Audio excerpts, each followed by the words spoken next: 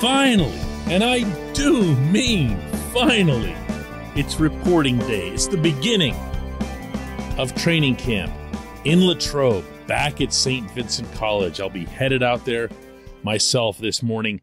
Can't wait. Just like Bart Scott, that level of can't wait. Good morning to you. Good Tuesday morning. I'm Dejan Kovacevic of DK Pittsburgh Sports, and this is Daily Shot of Steelers. It comes your way bright and early every weekday if you're into hockey and or baseball. I also offer daily shots of Penguins and Pirates where you found this. From noon to 3 p.m. today, just to fill you in on the schedule, there will be media access to the players who are reporting. It'll be in the usual spot out behind the dorms. They might choose to make their usual grand or not so grand entrances. For every tow truck or helicopter, there are about 5 Kias that come in. So not everybody is the same. I'm excited about it. If that doesn't show, I'm excited about a lot of different components related to this particular camp and how they'll play out. But there's nothing that's going to excite any of us, if we're all being honest about it, more than how the quarterback situation plays out. But let me put at least a little bit of a damper on that specific part, because I don't believe there's a competition for number one. Now, I've been saying this all summer. Nothing's changed it. But I know that once the Steelers are in camp, and once all those cameras and microphones are there, and once Mitch Trubisky throws an incomplete pass, but on the very next rep, Kenny Pickett nails somebody from 70 yards down the sideline, there's going to arise a perception, no doubt in my mind, that there's some kind of battle at hand. There won't be a battle, not for number one. And I am completely okay with that, as I've been all along, for the simple reason that this team needs to put the quarterback in place who gives them the best chance to win at least the first few games.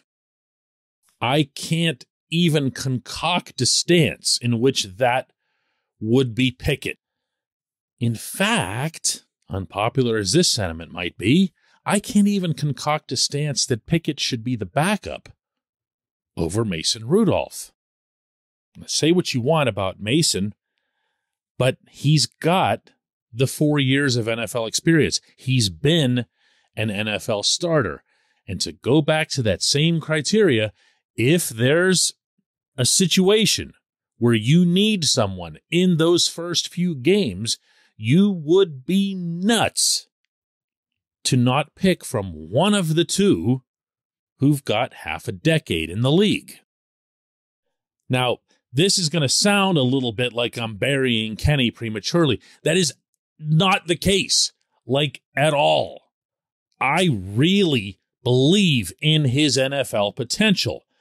I just don't believe in it 2 months after he showed up for a few drills in shorts. I really don't.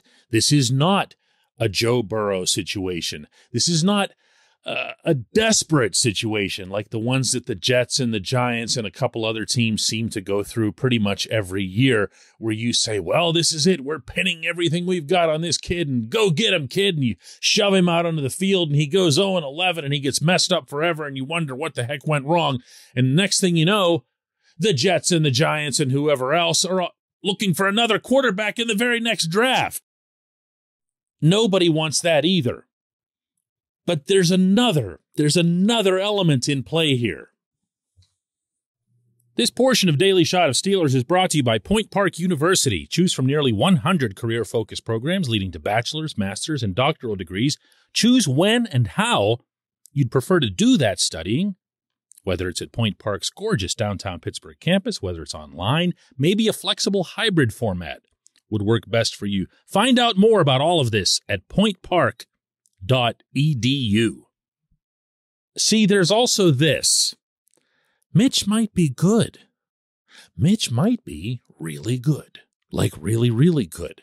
And I know if you watch the highlights shows religiously on a Sunday night, and I don't know who among us who follows sports or football, even at a casual level, doesn't do that, your only impression of Mitch Trubisky is going to be whatever it was that anyone had to say about a Chicago loss on a given night.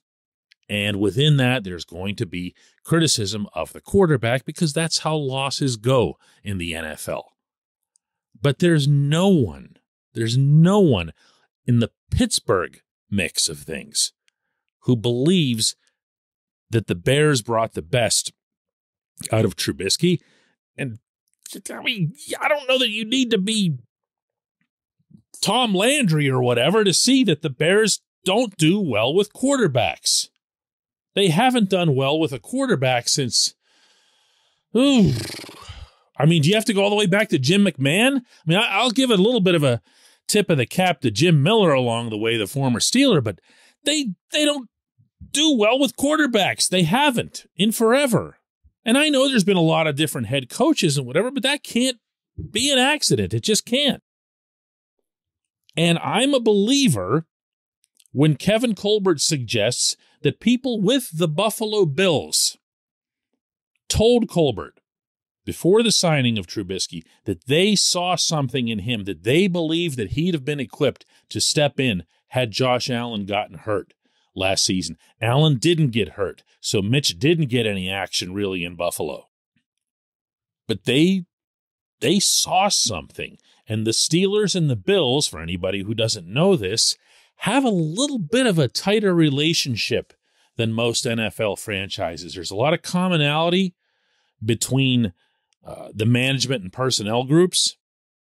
They're not doing it this year, but in the past, they've conducted a joint practice at St. Vincent, and there's just enough there for me to believe in it. But there's also one more thing, and that's this. When I asked Mike Sullivan, and this was at OTAs, about the play action, just the play action facet of the offense, he began raving about Mitch. I didn't ask about Mitch's ability to handle the play action. I just asked about play action. And not only did he rave about Mitch's ability to run it, but he also took it a big step further and said that he's actually having Mitch work with the other quarterbacks to incorporate that into their game. Meaning, of course, Mason Rudolph, Kenny Pickett. Mason's never had to run play action in Pittsburgh for obvious reasons, because Ben Roethlisberger didn't want anything to do with it. And, Mason's going to run Ben's offense. And Pickett, of course, is new to everything that's NFL. This is the quarterback. This is the number one quarterback. There's no debate. There's no duel. There's no controversy. This part's done. Now let's see what happens between Mason and Kenny when we come back. J1Q.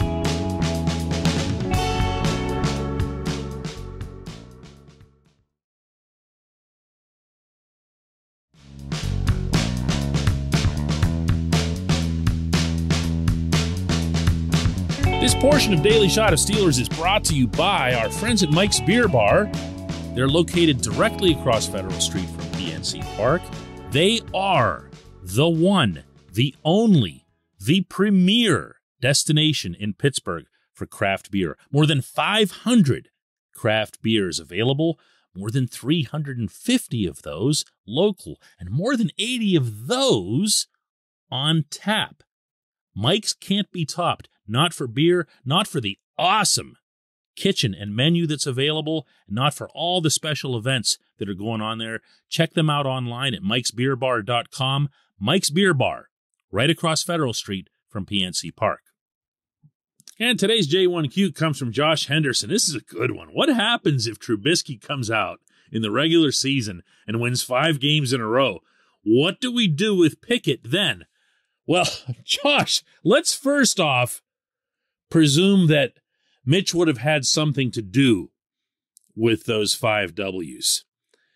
And that's a pretty safe presumption. I mean, I suppose the defense could go completely nuts, force a bunch of takeaways, Najee would go crazy, and Mitch could just be some kind of game manager.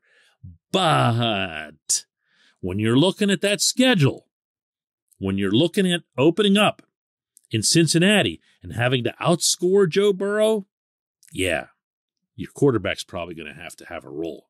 When you're talking about beating Bill Belichick and the Patriots in the following week, you get the idea. It's going to take some quarterback play to go 5-0, and that's saying something. Now, if it happens that Mitch looks like he's some other dude entirely from what was last seen in Chicago, and everyone suddenly reverts to a vision of Mitch that harkens back to his having been the number 2 overall pick in the draft, then guess what, kids? You've got your franchise quarterback. It's just not the one you thought. Because now you're talking about 5 games, and in the NFL, that's a pretty significant sample size. Doesn't mean he won't go through a rough stretch after that. Doesn't mean there won't be further doubts down the road. But that right there, coupled with what I mentioned in the opening segment about the evaluation of the Buffalo management, would all kind of seem to dovetail. It really would. I'm going to recommend something for you here, Josh, and for everyone listening. If you go to YouTube, do a search on Mitchell Trubisky, Buffalo Bills preseason. You will get a highlights video of his performance in an exhibition game last summer.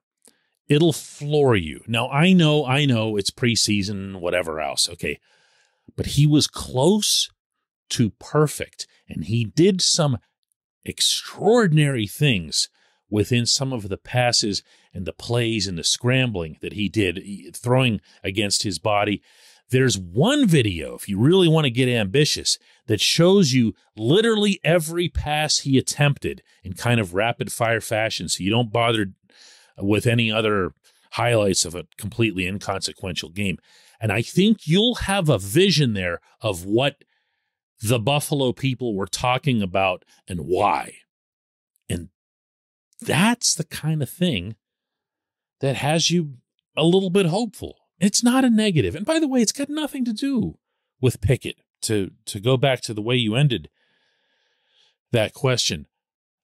If the Steelers get themselves a franchise quarterback and Pickett shows signs of progress, even in practice, even running a scout team or whatever it is, then Pickett ascends to being the backup. And Mason Rudolph can be either traded or allowed to leave through free agency, in which case the Steelers get themselves a nice-sized comp pick in the following draft. That's not a bad thing to have either. And Kenny's just going to have to wait his turn. I mean, I don't want to throw Jordan Love's name out every time this sort of subject comes up, but Jordan Love was taken by Green Bay in the first round in 2020, and he's still waiting. And guess what? He's going to be waiting a little while longer because Aaron Rodgers didn't go anywhere and has no intention of going anywhere, and has come out this offseason and said he plans to finish his career as a Packer. Well, what's the kid going to do? You know, he signs a rookie contract that ties him to that team. Why would they, the Packers, just let him walk away? Jordan Love's still only 23 years old. Did you know that? By the way, when you Google Jordan Love's name, you know when they show you those sample questions on the search at the top? The first sample question is Jordan Love still playing in the NFL? Great stuff, right? Is that going to happen to Kenny Pickett? I don't know, but I do know that it's not a problem. It might feel like a wasted first-round pick, but bear in mind that there are a lot of teams out there that wouldn't mind having a first-round caliber quarterback, one with Pickett's pedigree. Another problem for another day. One thing at a time. I appreciate the question. I appreciate everyone listening to Daily Shot of Steelers, and I'm going to be honest, I will appreciate all the more being out in Latrobe.